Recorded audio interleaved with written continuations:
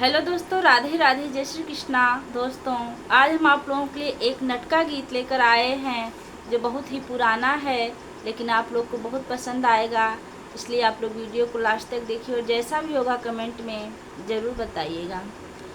भुइया मिलल सरकारी बलम तरकारी बोवाईदा, भुइया मिलल सरकारी बलम तरकारी बोवाईदा।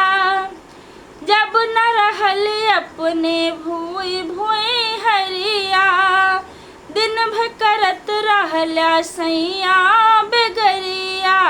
दहिया सुखाइल तुम्हारी बलम तरकारी बोवाईदा, दहिया सुखाइल तुम्हारी बलम तरकारी बोवाईदा।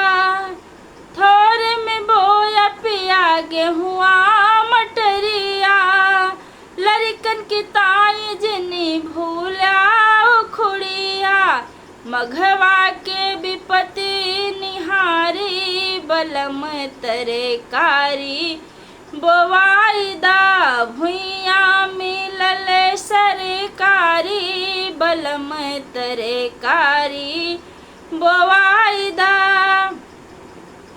चनवा मसूरिया और अरहरिया, चनवा मसूरिया और अरहरिया, बोया जरूर पिया तू कौन ओरिया।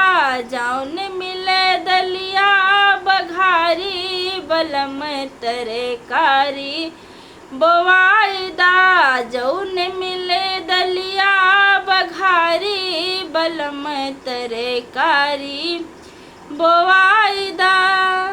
छोटी मोटी राखो बैलन की जोड़िया, छोटी मोटी राखो पिया बैलन की जोड़िया। बेची के लायो चाहे हमारी हसुलिया, गैया ले आयो दुधारी बलम तरकारी बोवाईदा। गैया ले आयो दुधारी बलम तरकारी बोवाईदा।